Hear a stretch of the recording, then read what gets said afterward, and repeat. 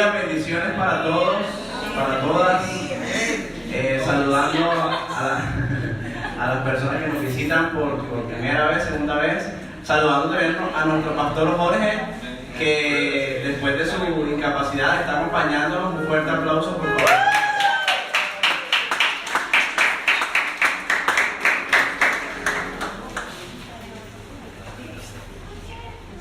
Acá, anuncios internos. Sí, nos place de verdad tener al pastor acá nuevamente después bueno, yo sentí que fue como bastante tiempo. Sé que fue como una semana, pastor. Pero se sintió bastante la ausencia, ¿cierto que sí? Pero bueno, qué bueno que ya Él está con nosotros. Muy bien, hermanos, como siempre que me toca esta gran responsabilidad, digo, esto es una gran responsabilidad. Llevar la palabra da miedito, pero bueno, que el Señor nos ayude, ¿no? Que el Señor nos ayude. Vamos a orar, les invito a que hayan su puesto ore conmigo. Papá, gracias Dios, en el nombre de Jesús, porque tú eres bueno y precioso, porque nos das la oportunidad y el privilegio de honrarte, Dios, y de alabarte. Gracias porque, como lo cantábamos ahorita, tus maravillas son grandes, Dios, e indescriptible es tu poder. Te pedimos que hoy, Señor, nos hables, Padre. Hoy anhelamos que tu presencia, Espíritu Santo de Dios, se derrame en este lugar. Te invito ya que ore un momento y que pida la presencia del Espíritu de Dios, que sabemos que siempre está con nosotros, pero hoy queremos, Señor, que de una manera especial te manifiestes, Dios. Glorifícate en cada persona, en cada vida, en cada corazón. Sé tú, Señor, siendo propicio a cada necesidad, a cada situación que mi hermano, mi hermana, que incluso los que estamos acá, Señor, tenemos. Porque tu oído no se esconde ante las peticiones de tus hijos e hijas. Tu oído siempre está atento, Señor.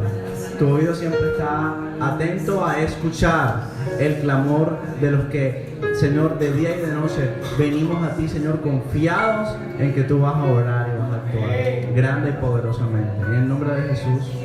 Amén. Bueno, les cuento que estamos en una serie, diría el pastor Jorge, en la serie de enseñanzas, las prioridades de la nueva vida.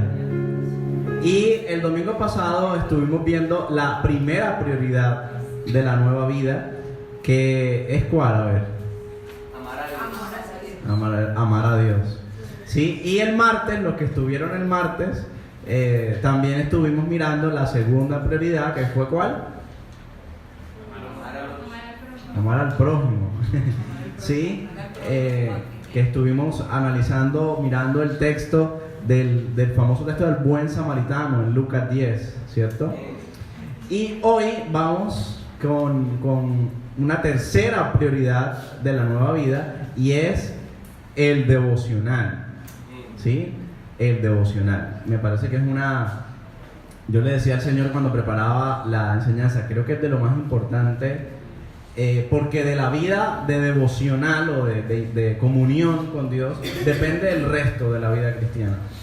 O sea, si no hay comunión con el Señor, si no hay intimidad, pues no hay nada. Diría Pablo, lo demás es pura bulla, ¿no? Címbalo que resuena y metal que retiñe, o sea, pura bulla. Entonces, a ver, yo creo que ¿cuántos se han enamorado acá? ¿Cuántos dicen amén? Uy, santo. Pocos enamorados acá, enamoradas. De Cristo y de Cristo también, ¿no?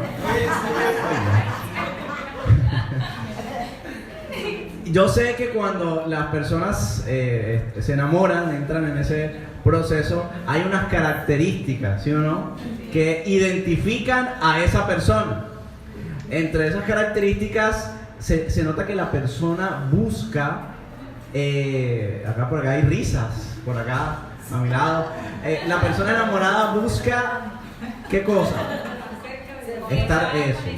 Estar cerca a esa persona, ¿cierto? A veces están juntos hasta las 8 de la noche, pero anhelan, no ven la hora en que llegue el día siguiente para poder estar juntos. y se van a ver, se vieron hasta las 8 de la noche, pero al día siguiente estudian en la misma universidad y se van a ver a las 7 de la mañana. Pero esas horas entre las 8 y las 7 son como una eternidad. ¿Sí o no? Cada segundo que pasa es como un tiempo demasiado largo, demasiado prolongado, ¿cierto? Y la persona quiere estar con la otra persona, con la persona amada. ¿Sí o no? ¿Sí o no? Hermano Fran por allá. Oiga. ¿Sí? Y entonces, ¿qué pasa? Yo creo que eso se resume en dos categorías, diríamos, los trabajadores sociales fundamentales, que es convivencia y tiempo. O sea, la persona enamorada busca convivir y a través de esa convivencia, por supuesto, invierte tiempo en esa convivencia. ¿Sí? Y entonces, en eso, ¿qué busca la persona? Cuando la persona enamorada convive con la otra persona, lo que busca básicamente es conocimiento. ¿Sí? Conocerse con la persona amada. Y en ese conocimiento se expresan el profundo amor, ¿sí o no? El profundo amor que mutuamente se tiene. Entonces yo creo que esto que hemos mirado así de manera introductoria del amor humano debería ser un poco lo mismo que nos pasara con el Señor. El anhelo que nosotros debemos sentir por estar en la presencia del Señor debe ser un anhelo profundo, ¿sí? Debe ser un anhelo intenso, que no hay minuto, no hay segundo en que nuestro corazón no quiera estar en la presencia del Señor. ¿Por qué? Porque estamos enamorados de Él por el amor con que Él nos amó, ¿cierto? Él nos ama y por ese amor que Él nos muestra, nosotros estamos profundamente enamorados de Él. Y eso debería ser motivo suficiente para querer estar en su presencia, buscándole permanentemente. ¿Amén? Entonces, ¿qué pasa? Que nosotros en la vida cristiana tenemos una palabra para denotar o para describir esa vida de comunión o de intimidad con el Señor, y es el devocional. ¿Sí? Uno ahí oye y dice, no, ¿ya hiciste tu devocional? No, sí, algunos lo hacen, otros no lo hacen, otros lo hacen en la mañana, en la noche, pero el asunto es que se supone que todo cristiano debe hacer el famoso devocional. Y la palabra devocional, así literalmente devocional, no aparece en la Biblia. Así es. Pero simplemente es una manera como nosotros categorizamos o nombramos el tiempo que pasamos con Dios. ¿Sí? ¿Qué implica eso? Devocional implica devoción, intimidad, permanencia. Pero muchas veces hemos reducido ese devocional a un librito que nos compramos en la librería cristiana. Sí, devocional de 30 días.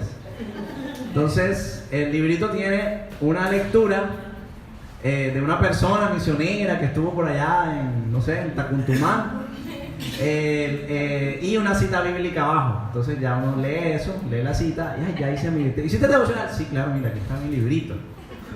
¿Sí? Pero el devocional es más que el librito. Amén. Incluso el devocional, y es un poco lo que les quiero invitar a mirar en esta mañana, es más que el tiempo en las cuatro paredes.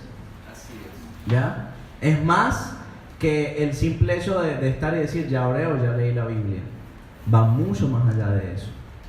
Yo quiero que para arrancar les cuento que preparen ahí sus Biblias, porque lo que hay es texto, ¿sí?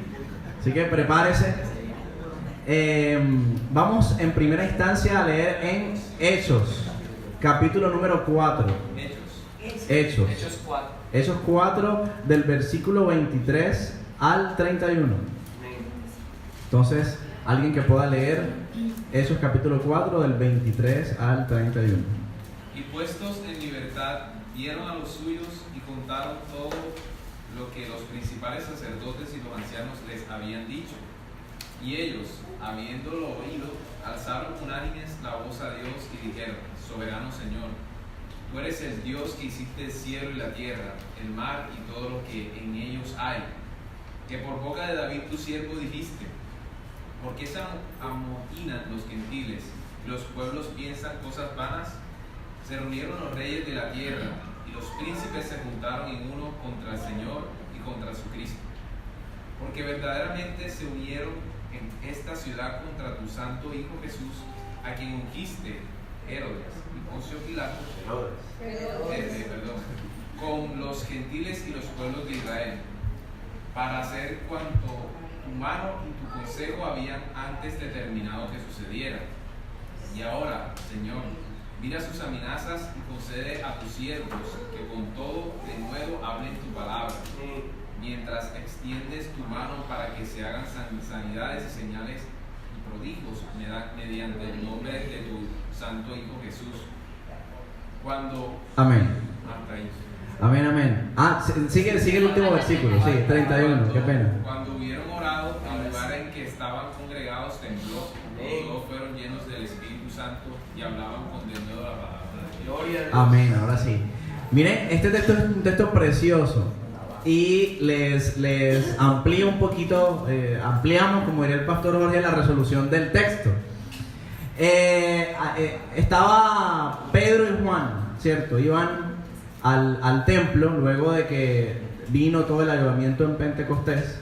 Se encontraron con un hombre que estaba en condición de movilidad reducida, diríamos hoy en día. La Biblia lo traduce como cojo, ¿sí?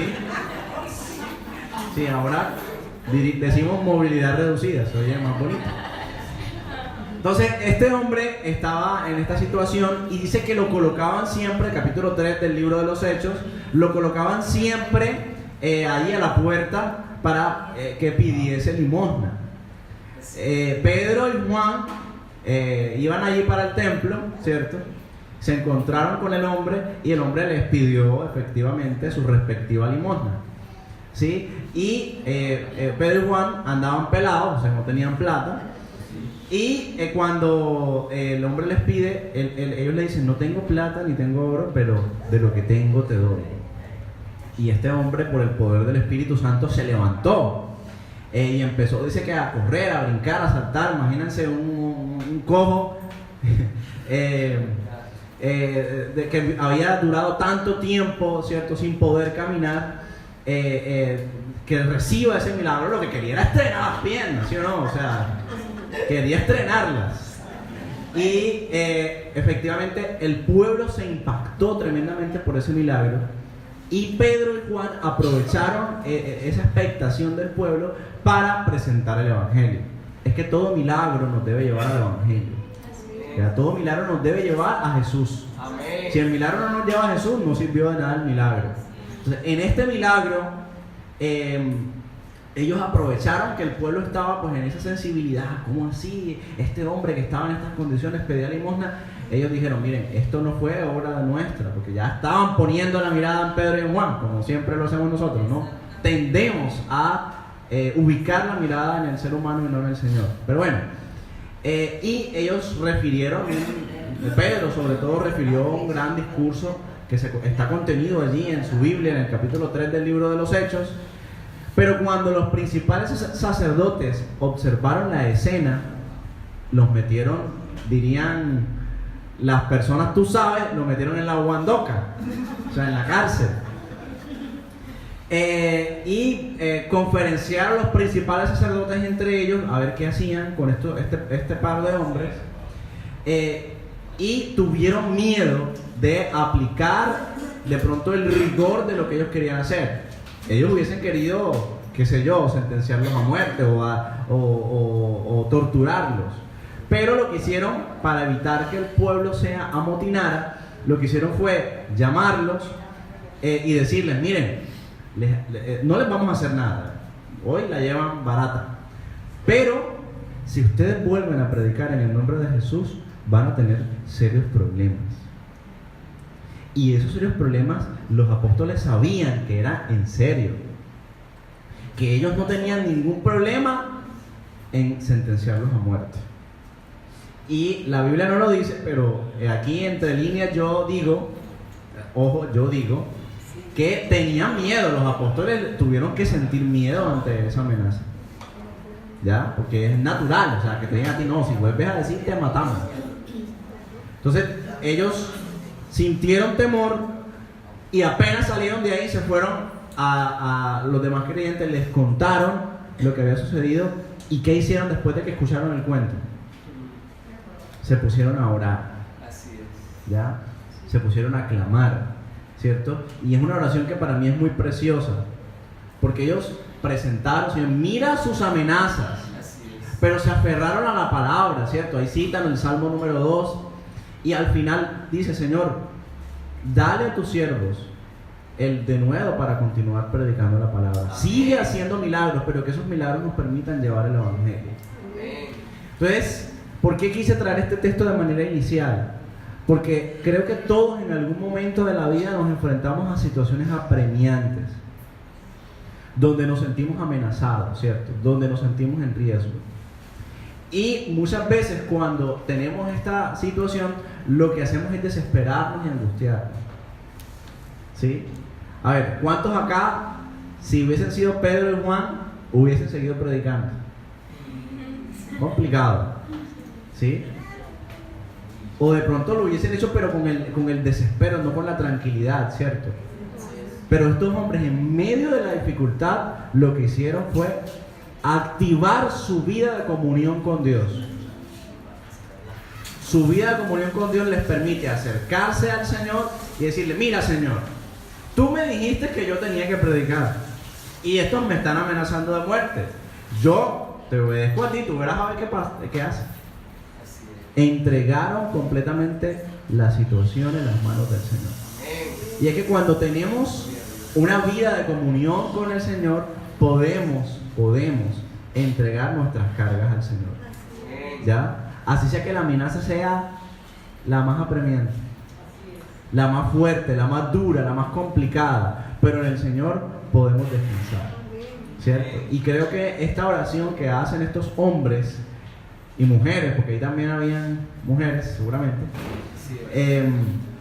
es una prueba de eso, es una prueba de que en Dios tenemos la posibilidad de entrar y ese es el devocional, el poder saber que en el Señor tengo entrada permanente y puedo venir a Él a abrir mi corazón en momentos de dificultad. Vamos a otro texto que de pronto ayuda a reforzar más esto que estoy diciendo. Vamos al libro de Daniel. Daniel capítulo número 6. Versículos del 10 al 22.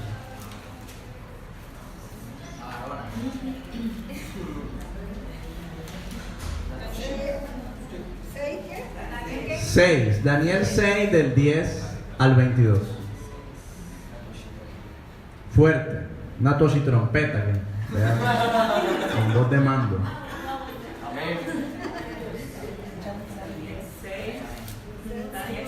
Daniel capítulo número 6, versículos del 10 al 22.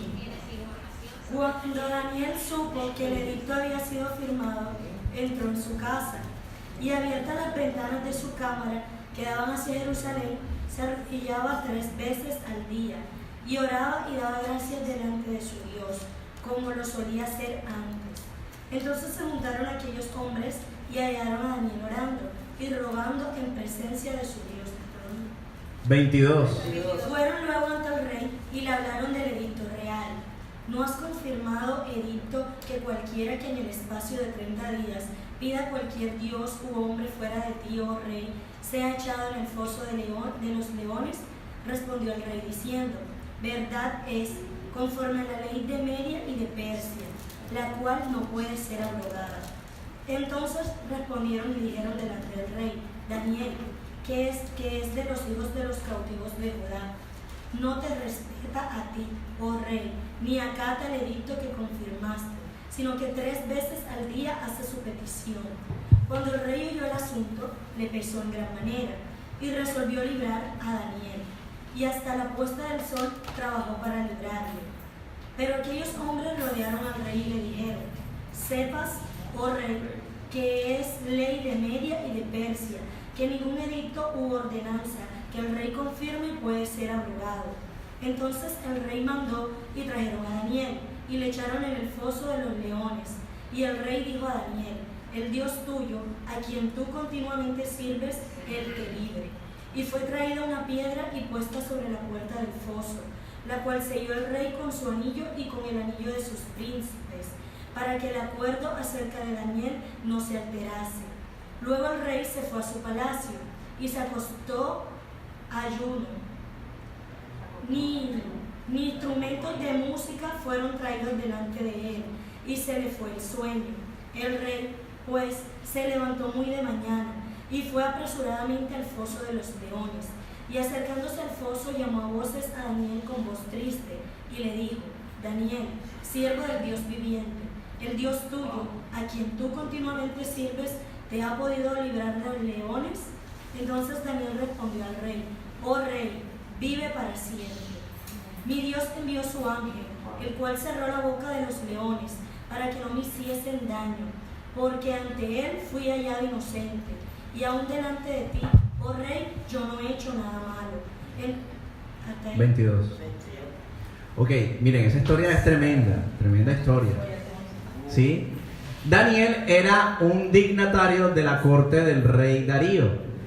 ¿Sí? Capítulo 6, desde los primeros versículos. Y Darío, el rey Darío, lo pone como jefe de los gobernadores del reino. Pero los gobernadores, que eran un poco 120, más los otros dos, le cogieron la mala, como dirían los pelados, a Daniel. Pues, ¿cómo así? Que es un cautivo, un hebreo, no es de pronto, no es persa ni es medo, ¿cómo que va a estar por encima de nosotros? Entonces le cogieron a Daniel, pues, como dirían, mala voluntad, ¿sí? Pero una mala voluntad de la perversa, ¿sí? Jezabélica, exacto. ¿Por qué? Porque querían buscar la manera de eliminarlo, ¿sí? Querían buscar la manera de eliminarlo.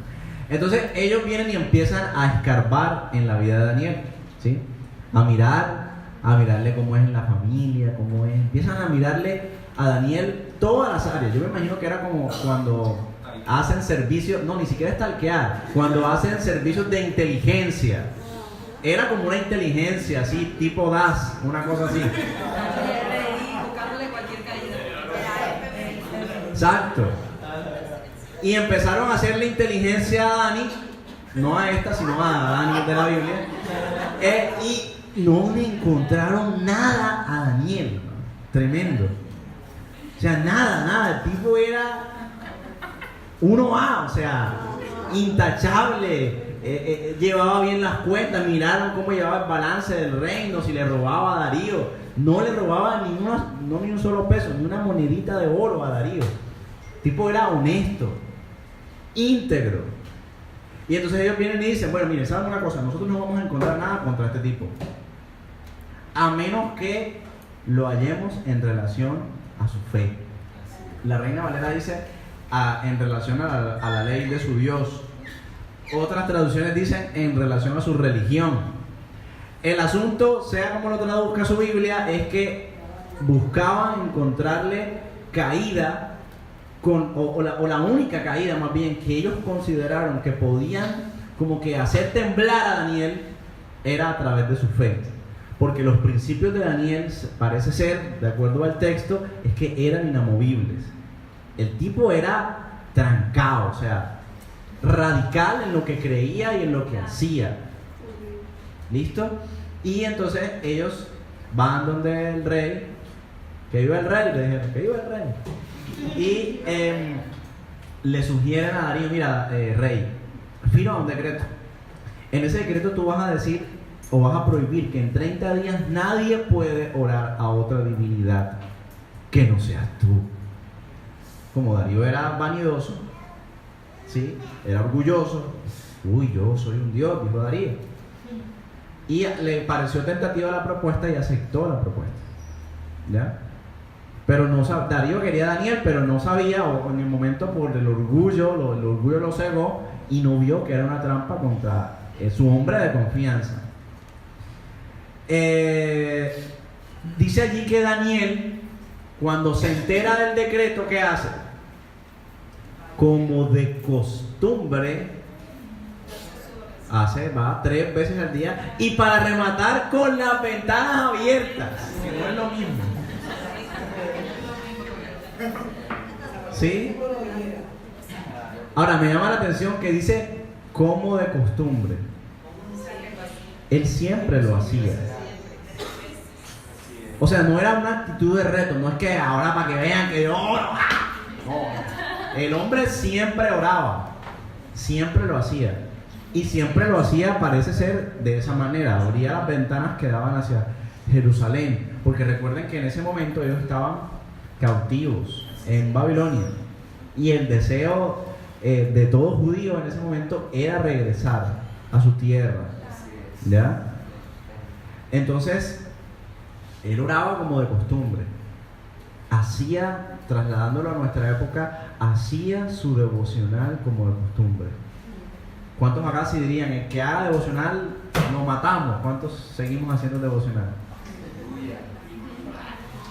Poco fuerte. Ni yo me atrevo a decir nada, porque mejor que uno se calle. Pero que el Señor nos ayude.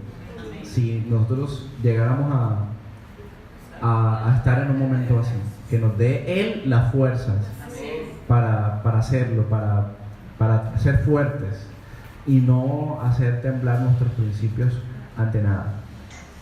Entonces, y lo que rescato, más allá de esto que les estoy diciendo, es como en un momento de dificultad, lo mismo que veíamos ahorita con los apóstoles, en un momento de dificultad, como la oración, en este caso para Daniel, viene a ser el primer recurso. ¿Sí? El buscar a Dios, el orar, ¿sí? El estar allí en su presencia, en ese momento duro de dificultad, viene a ser el primer recurso.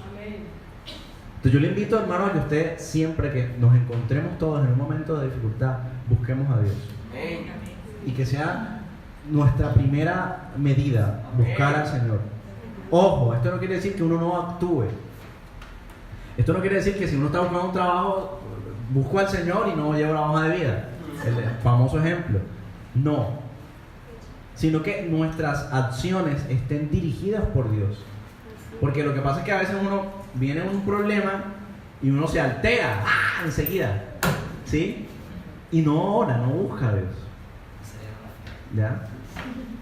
Entonces lo que hace es actuar alocadamente, precipitadamente, pero no actuando bajo la dirección y bajo la paz que da el haber estado en la presencia de Dios. Pero cuando uno está en la presencia del Señor ante un momento difícil, sí, uno sigue preocupado probablemente, pero yo no sé si le ha pasado, pero uno siente como preocupado, pero está tranquilo. ¿Sí? Así es. Preocupado, pero uno sabe que la cosa va y de pronto el problema es duro, es complicado, pero uno está tranquilo. Yo me acuerdo que antes mi hermana me decía, tú eres un fresco, que no te inmutas por nada, me decía ella. ¿Ya? Y ya, gracias a Dios, ella ahora entendió que no es que uno no le inmute nada. Claro que sí, y uno se preocupa porque uno es un ser humano. Pero cuando tú vas al Señor, el Señor te da esa paz que tú necesitas, esa tranquilidad que tú necesitas, ¿cierto? Por eso, el primer recurso, busquemos a Dios. Después de estar en la presencia del Señor, ahí sí haga lo que el Señor le indique y lo que usted de pronto considere. Pero ya habiendo pasado por el filtro del Señor y teniendo la dirección de Él. Amén. En ese momento de dificultad. Vamos a otro texto. Vamos a Primera de Samuel, capítulo número 2. No se duerma, dígale que está a su lado, no se duerma. Ojo que hay más de un dormido por ahí.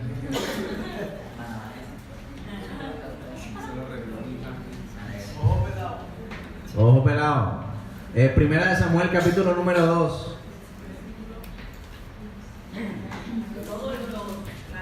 Del 1 al 11.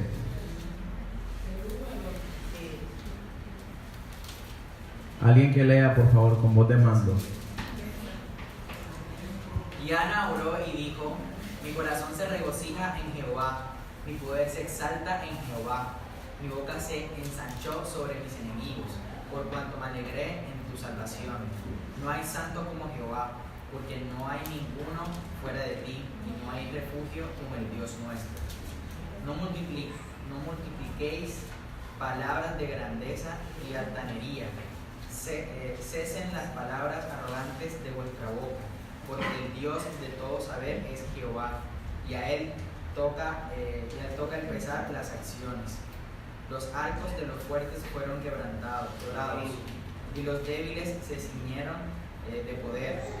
Los saciados se alquilaron por pan, y los hambrientos dejaron de tener hambre. Hasta la estéril ha dado a luz 7, y a los que tenían muchos hijos languidece. Jehová mata y él da vida, él hace descender al Seol y hace subir. Jehová empobrece y él enriquece, abate y enaltece. Él levanta del polvo al pobre, y del muladar exalta al menesteroso, para hacerle sentarse con príncipes y heredar un sitio de honor, porque de Jehová son las columnas de la tierra, y él afirmó sobre ellas el mundo. Él guarda los pies de sus santos, mas los impíos perecen en tinieblas, porque nadie será fuerte por su propia fuerza. Delante de Jehová serán quebrantados sus adversarios, y sobre ellos tronará desde los cielos. Jehová juzgará los confines de la tierra, dará poder a su rey y exaltará el poderío de su ungido. Él y el Cana se volvió a su casa en Ramá, y el niño ministraba a Jehová delante del sacerdote Elí. Amén. Tremendo esa oración de Ana. Miren que Ana era una de las esposas de Elcana, ¿sí? Un nombre raro, ¿no? Elcana, ¿sí? Le decían Cana, entonces Elcana. Ella no tenía hijos, Anita no tenía hijos. Y en esa época no tener hijos para las mujeres era complicado, era una afrenta. Entonces la otra esposa de Elcana sí tenía hijos. Abro paréntesis. Ojo con eso de las dos esposas, porque muchos dicen, es que la Biblia dice que se puede. No, señor. Es otro tema. Pero solo para aclarar, cierro paréntesis. Sí, porque lo he escuchado muchas veces. En fin, el asunto es que Ana no tenía hijos, y la otra, que se llamaba Penina, sí tenía hijos. Entonces, Ana se afligía profundamente porque el Señor no le daba hijos, y aparte la otra se burlaba de ella, ¿no? Ella se burlaba y la ridiculizaba. Y eso, por supuesto, que hería el corazón de Ana. Entonces, un día Ana fue a adorar al Señor, allá donde adoraban al Señor, y empezó a clamar. ¿Sí? Capítulo número 1 de Primera de Samuel. Empezó a orar, a pedir al Señor por un hijo. Ella quería un hijo. A tal punto que era tanto ese clamor que Ana tenía, que el sacerdote Elí le dijo que estaba borracha. ¿Sí? Digiere tu vino, le dijo. Y ella le dijo, no, mira, yo no estoy borracha. ¿Sí? De pronto acá uno le hubiese dicho al sacerdote, más mejor y me respeta. Imposible que me trate de borracha. ¿Sí? Ella le dijo, no, yo no estoy borracha, sino que estoy muy afligida. ¿Sí? Y clamo al Señor de una manera muy profunda, ¿cierto?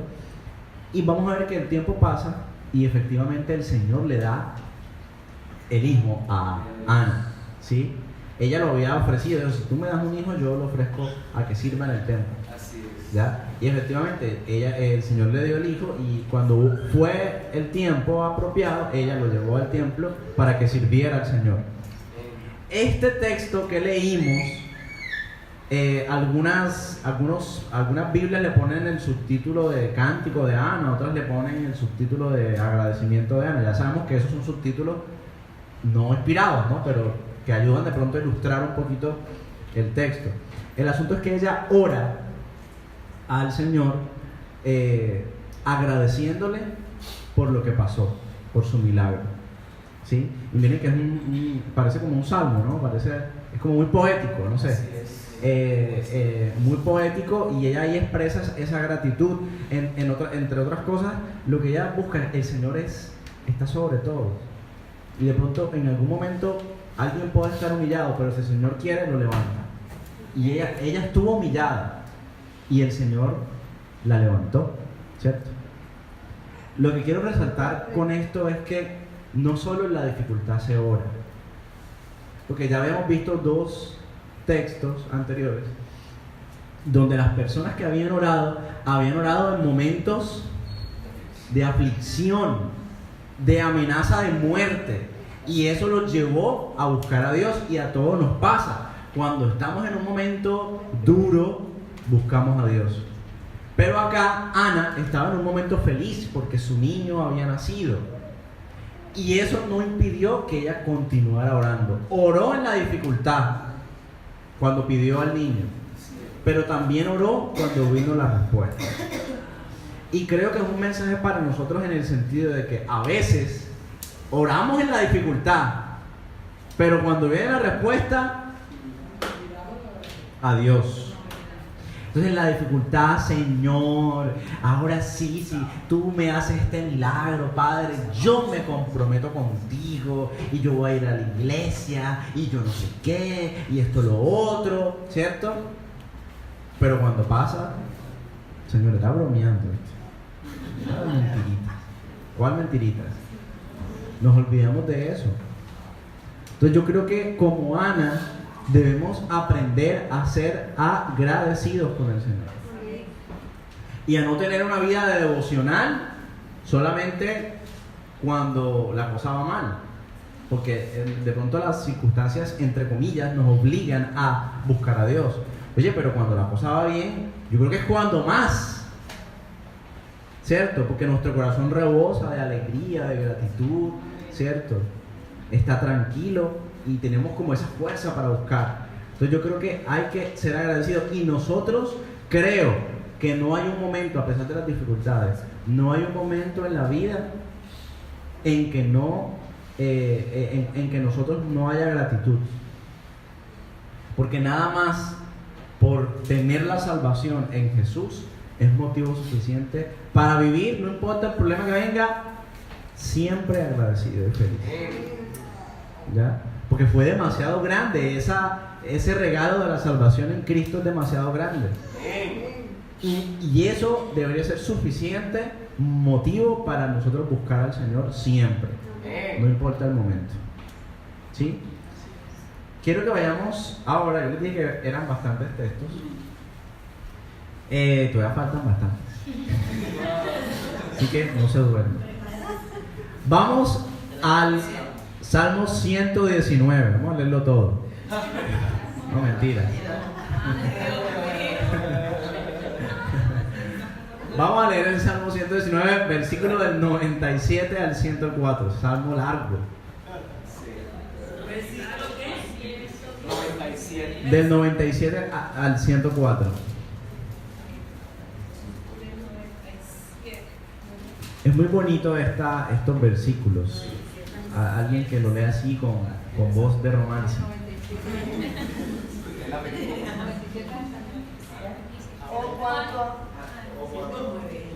Santo, aleluya. Alaba. Adelante, ¿quién va? No tú, son los enamorados. No, cuelga tú. No tú. No tú. Dice, ¿cuánto amo tu ley? Todo el día es ella mi meditación. Tus mandamientos me hacen más sabio que mis enemigos porque son míos para siempre. Tengo más discernimiento que todos mis maestros porque tus testimonios son mi meditación. Entiendo más que los ancianos porque tus preceptos he guardado. De todo mal camino he refrenado mis pies para guardar tu palabra. No me he desviado de tus ordenanzas porque tú me has enseñado. Cuán dulces son a mi paladar tus palabras, más que la miel a mi boca. De tus preceptos recibo entendimiento, por tanto aborrezco todo camino de mentira. Amén. este es otro componente del devocional, ¿no? Uno busca al Señor en oración y lee la palabra, ¿cierto? Estudia la Biblia. Y me encanta cómo dice el salmista: oh Señor, cuánto amo tu ley. Y dice, es más dulce que la miel, ¿cierto? Una cosa preciosa. Y aquí denota que el salmista trascendía la letra. Me explico. A veces uno lee y ya, ¿sí? Como el librito ese que les dije al principio. Y estaba Michael en las montañas de yo no sé de dónde y se encontró con un toro y lo reprendió en el nombre de Jesús, ¿verdad? Ya, usted lee la historia y ya. O lee la Biblia de la misma manera, ¿sí? Pero acá lo que denota el salmista es que él trascendía más allá de leer y ya. Porque dice, cuánto amo. O sea, para él era preciosa esa ley, esa palabra de Dios. Y una cosa muy bella, dice, hay una lista allí, dice, me has hecho más sabio que los ancianos, ¿cierto? Más sabio que mis enseñadores, más sabio que mis enemigos. O sea, la palabra de Dios en él estaba teniendo un efecto, lo estaba volviendo más sabio. Imagínese a usted que va a la universidad, o sí, a la universidad a hacer una maestría, un doctorado, lo que sea, y usted sabe más que el que le está enseñando.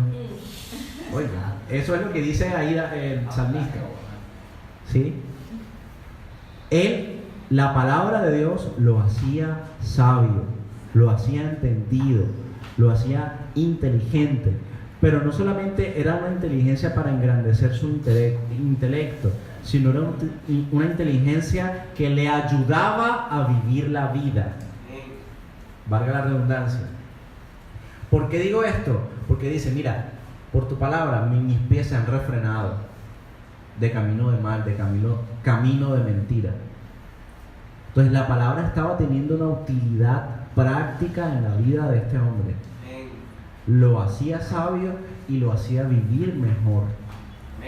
Entonces yo creo que esto deberíamos ponerlo nosotros en nuestra propia vida, que el estudiar la palabra de Dios sea algo que nos haga más sabios, nos haga amar más al Señor, nos haga amar más a las personas, ¿cierto?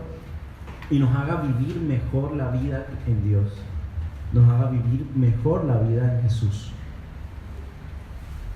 Y creo que para lograrlo es necesario eso, estudiar la palabra. Mire que ahí dice, medito todo el tiempo. O sea, no es que estoy en mi media hora, yo no sé, que eso es muy personal, el tiempo que cada quien de pronto dure leyendo, o yo qué sé, eso es muy personal. Pero el asunto es que más allá de ese tiempo, sea el que sea, hace sea un minuto, que la palabra no simple, ya leí, ya me olvido. Por eso yo les decía, el devocional trasciende las cuatro paredes. Pues yo voy en el bus, deberíamos ir en el bus meditando. Así es. Sí, meditando en la palabra, cada situación. O sea, que la palabra sea presente en nuestra mente, en nuestro pensamiento. Antes de actuar, antes de decir algo, la palabra me dice, ¿ya? Eso es lo que debe ser. Porque dice, medito todo el tiempo. No es que medito en la mañana, no, todo el tiempo. Y no quiere decir todo el tiempo que yo tenga que estar sentado con la Biblia ahí todo el tiempo, no. Sino que usted lee y guarda en su corazón, atesora en su corazón, para vivir prácticamente, o sea, cotidianamente, vivencialmente la palabra de Dios. No para dejarla ahí nada más en una lectura ya. Amén.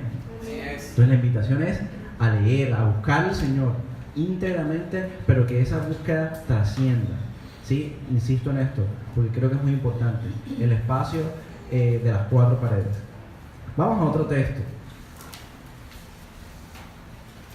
¿Cómo vamos? ¿Seguimos? ¿Paramos? Seguimos. Están como callados, ¿verdad? Desarrollando la palabra. Vamos a primera de Juan. Primera de Juan. Aquí el hermano Marcel ama a Juan. La corriente juanina. Vamos a primera de Juan, capítulo número 4. Versículos del 19 al 21. Nosotros le amamos a Él porque Él nos amó primero. Si alguno dice, yo amo a Dios y aborrece a su hermano, es mentiroso. Pues el que no ama a su hermano que ha visto, a quien ha visto, ¿cómo puede amar a Dios a quien no ha visto? Y si nosotros tenemos este mandamiento de Él, el que ama a Dios, ame también a su hermano. Amén. Y nosotros tenemos este mandamiento de él: el que ame a Dios, ame también a su hermano. Entonces miren, este tiempo lo comenzamos hablando del enamoramiento humano, ¿cierto? Y dando algunos ejemplos. Y miren que este texto de Juan toca un asunto tremendo y es el amor. Yo les dije que si hay algo que nos lleva a buscar a Dios es el amor a Él, ¿sí o no? Es decir, si nosotros buscamos a Dios es porque decimos, ojo con esto, es porque decimos que lo amamos, ¿sí o no? Entonces, si nosotros decimos que amamos a Dios, tenemos que amar también a nuestros hermanos. Así es. Y ahí viene la pregunta, bueno, ¿y entonces qué es el amor? Voy a empezar diciendo que no es el amor. ¿Sí? El amor no murmura. ¿Sí? No chismosea. No habla mal de nadie. El amor no busca beneficio propio. Ni busca nunca el mal de los otros, de las personas. ¿Sí? ¿Qué sí es el amor? El amor siempre es procurar el bien del otro. Así es. ¿Sí? El amor no juzga. El amor restaura, abraza, bendice. Entonces, eso nosotros lo tenemos que poner en práctica con las personas que están a nuestro alrededor. Ahora, Juan habla aquí de los hermanos, supongo yo por el contexto en el que estaba escribiendo, pero los que estuvieron el martes vieron que Jesús nos lleva incluso más allá de eso, porque samaritanos y judíos, ¿qué dice? No se gustaban entre sí, y aún así el samaritano ayudó a esta persona. ¿Sí? Y yo les decía lo que estuvieron el martes. A veces uno dice, como el fariseo, bueno, ¿quién es mi prójimo? Porque ama a tu prójimo como a ti mismo. Pero en ese texto se dice, es que tú no tienes que esperar mirar quién es tu prójimo. Tú tienes que ser prójimo para otros. ¿Ya? Tú tienes que buscar a quién puede considerarme como su prójimo. Porque yo estoy siempre dispuesto a amar a esa persona. Así es. ¿Ya? Entonces, si hay una evidencia tangible de una vida de intimidad, de que se hace el devocional, es que yo siento que la palabra devocional lo reduce mucho. Siento yo, es algo muy personal. Si hay una evidencia de una vida de intimidad con el Señor, es que tú ames, que yo ame a los que están a nuestro alrededor. Dude de una persona que diga que ora y que estudia la palabra, pero que no es capaz de amar a un hermano o a una hermana. Así es. ¿Sí? Yo sé que esto es duro y nos pone a todos. Uy, de hecho, cuando lo iba a decir, dije, ¿lo digo o no lo digo? Pero dije, lo digo. ¿Sí? Pero es lo que dice la palabra de Dios. ¿Ya? Miren lo que dice Juan. Nosotros tenemos un mandamiento de Él. Así es. Es un mandato, no es una opción. El que ama a Dios, ame también a su hermano. O sea que yo no puedo separar una cosa de la otra. Así es. No se puede, no se puede. Si yo digo que busco a Dios en intimidad y esto lo otro, ¿cierto? Se debe ver en mis relaciones cotidianas. Lo que pasa en lo íntimo, diría Jesús, se refleja en lo público. Así es. ¿Ya?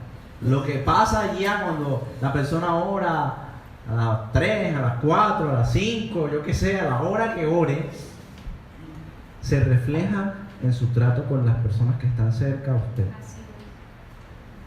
y los que están cerca a mí.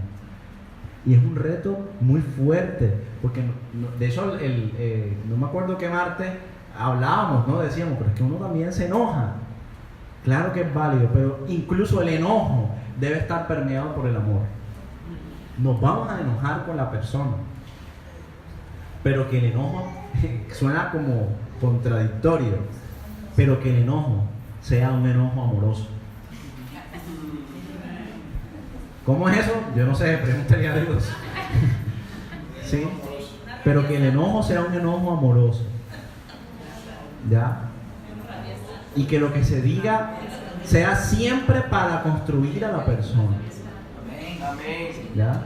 Eso va a dar muestra de nuestra vida en comunión y de nuestra vida en intimidad con Dios. ¿Ya? Entonces, yo creo que nosotros somos testigos de ese amor de Dios. Amén. De hecho, por eso es que Dios no los pide, porque Él no los da. Como cuando uno está en la universidad. Si a usted le dan un tema, prepárese porque va para parcial. Ahí está el profe. ¿Ya? Entonces, si a uno en la universidad le dan conocimiento, le exigen que demuestre ese conocimiento que se le dio. A nosotros nos dan amor y se nos exige que en el examen de la vida y de las relaciones diarias saquemos un 10. ¿Ya?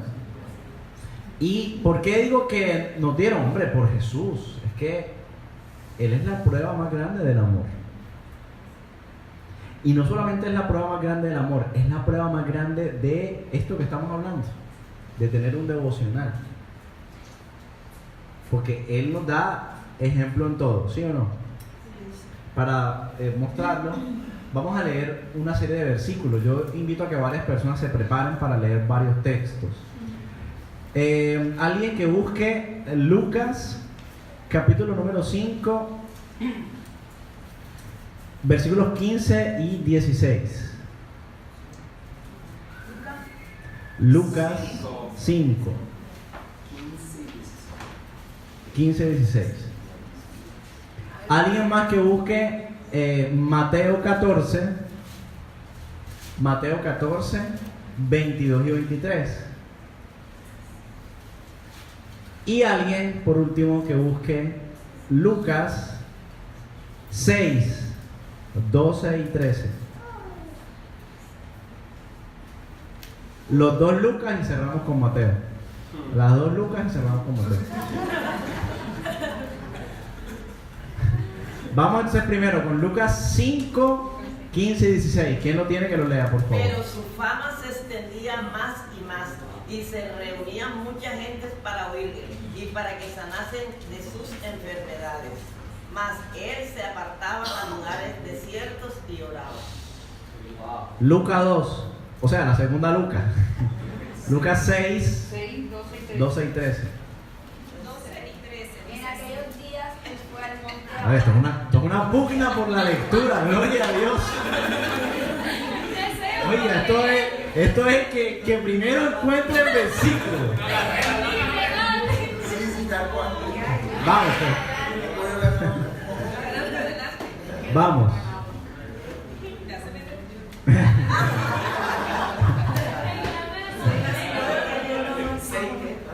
12 y 13. En aquellos días él fue al monte a orar y pasó la noche orando a Dios.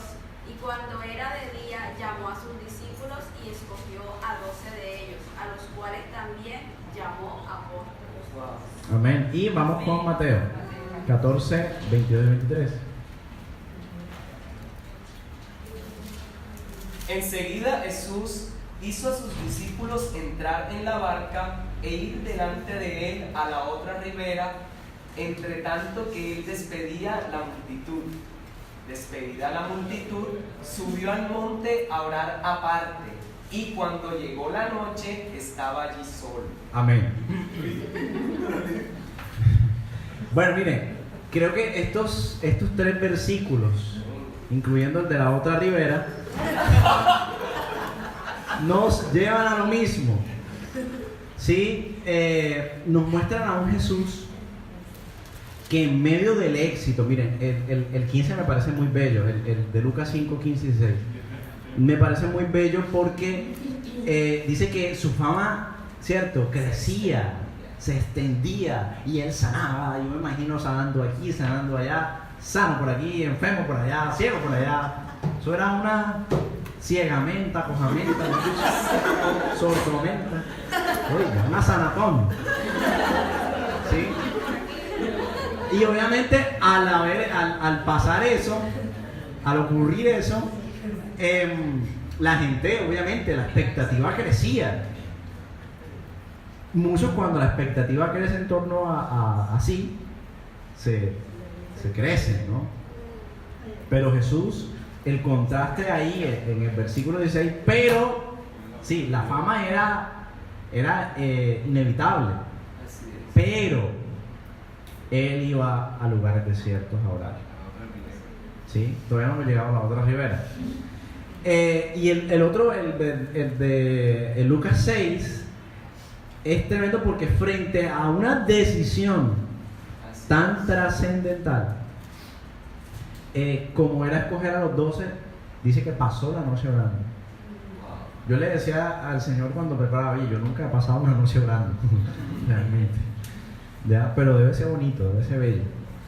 ¿Ya? Debe ser bello. No, digo, a nivel, de pronto no una vigilia, pero a nivel personal, exactamente. Debe ser muy bonito. Y él dice que oró toda la noche antes de decidir lo que iba a decidir. Así es. Y en Mateo, bueno, muestra eso, que era un hábito para Jesús. Orar, o sea, ¿sí? Despedir a la multitud cuando se cierra la puerta, cuando ya, listo, sané, multipliqué panes, peces, esto, lo otro, era chévere. Pero cuando ya todo pasa, cuando ya todos se van, quedamos allí el Señor y yo. ¿Sí?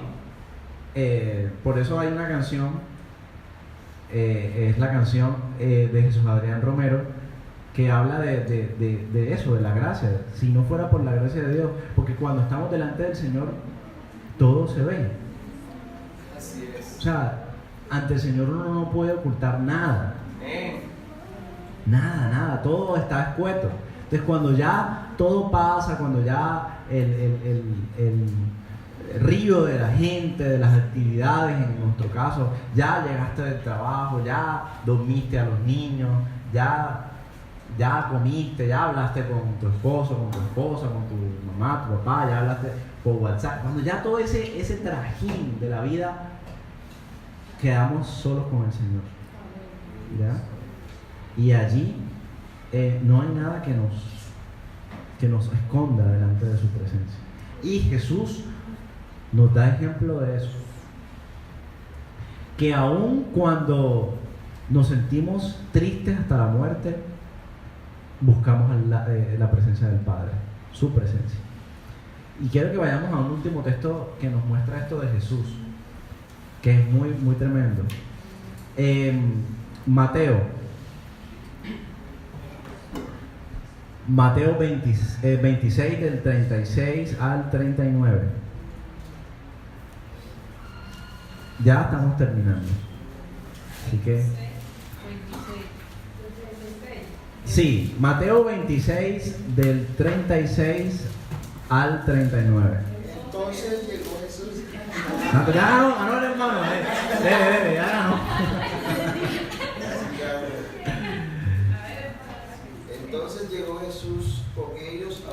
lugar que se llama Getsemaní y dijo a sus discípulos: sentaos aquí entre tanto que voy allí y oro. ¿Digo? Hasta el 39. Hasta el 39. Entonces llegó Jesús con ellos a un lugar y tomando a Pedro y a los dos hijos de Zebedeo, comenzó a entristecerse y a angustiarse en gran manera. Entonces Jesús les dijo: mi alma está muy triste hasta la muerte, quedaos aquí y velad conmigo. Amén. 39. Yendo un poco adelante, se mostró sobre su rostro, orando y diciendo: Padre mío, si es posible, pase de mí esta copa, pero no sea como yo quiero, sino como tú. Wow. Amén. Miren qué tremendo. El Señor, el Dios Todopoderoso, allí revestido de humanidad, ¿cierto? Ante el evento o a puertas del evento más importante de toda la historia, más trascendental de la historia, donde iba a dar, a entregar su vida en rescate por la humanidad, siente miedo ahí en ese momento. En su humanidad siente miedo y siente tristeza. Mi alma está triste, dice, hasta la muerte. O sea, qué tristeza, Dios mío. Eso era una tristeza tremenda. Pero en medio de eso, ¿qué hizo él? Él buscó al Padre, ¿verdad? Y de pronto, ni usted ni yo vamos a sentir lo que él sintió en ese momento nunca. Porque nunca vamos a sentir lo que se siente, valga la redundancia, tener el pecado de la humanidad sobre los hombros. Eso nunca lo vamos a poder sentir. Pero, no resistiríamos, exacto. Pero, lo que sí sabemos es que hemos estado en momentos así, tristes. E incluso probablemente momentos de tristeza, de muerte, así como lo dice el texto. Donde quisiéramos que copas pasaran de nosotros. Pero en ese momento lo más importante es ir a la presencia de Dios. Y que sea Él quien nos dé la fortaleza para poder enfrentar las cosas. Yo creo que vayamos a un último texto para cerrar. Vamos a un último texto. Vamos a Hebreos.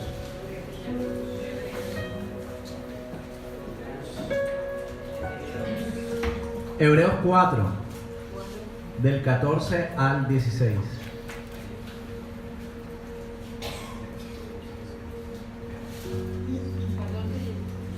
Sí, del 14 al 16. Teniendo pues una gran sacerdote que trascendió los cielos, Jesús el Hijo de Dios, retengamos nuestra fe, porque no tenemos un sacerdote que no pueda compadecerse de nuestra flaqueza, sino uno que ha sido tentado en todo como nosotros, pero sin pecado. Por tanto, acerquémonos con confianza al trono de la gracia, para que recibamos misericordia y hallemos gracia para la ayuda oportuna. Amén. Miren, lo lindo en todo esto es que Jesús, Dios, el sumo sacerdote, nos entiende, en primer lugar. Para el Señor, nada de lo que nosotros pasamos es ajeno. Así es. Porque dice que Él fue tentado en todo. Vivió todas las experiencias que un humano podría vivir o sentir. A excepción que jamás pecó. A diferencia nuestra. Pero el asunto es que Él sabe lo que sentimos. El Señor sabe cómo estamos, qué se siente estar triste, qué se siente estar feliz, qué se siente estar traicionado, qué se siente estar solo. Él sabe eso. Y lo más interesante de eso es que Él es el sumo sacerdote, el mediador perfecto, el que logró allanar el camino entre el ser humano y Dios. Él Él lo hizo. Dice que el velo se rasgó, ¿cierto? De arriba a abajo. Ya no hay nada que nos separe y que nos impida acercarnos a Dios. ¿Qué nos impide? Lo único que nos impide es nuestra voluntad, que no queremos a veces. Pero lo más importante, lo más trascendental ya está hecho. ¿Sí? Qué lindo es que uno en cualquier instante pueda buscar a Dios. En el bus ahí, cuando está para dormir, en cualquier momento. No hay límite. No se acaban los minutos. No se cae la red. Está siempre allí. Entonces acerquémonos con confianza ante el Señor. Todos los días que nosotros podamos tener eso, ese tiempo de comunión con Él, que no sea solamente insisto, en las cuatro paredes, sino que esa comunión con el Señor se refleje, que esa comunión con Dios evangelice, proclame su nombre, que la gente que lo vea diga, oye, pero sí existe Dios, ¿en serio es real eso? Yo le invito a que se coloque de pie y a que nos acerquemos con confianza, como dice el texto. Padre, te damos gracias, Señor, porque tú eres bueno, Dios. Espíritu de Dios, gracias porque hoy sé que nos has hablado, nos has tocado, Dios. Y en medio de las circunstancias de la vida, Dios, tú nos invitas a venir.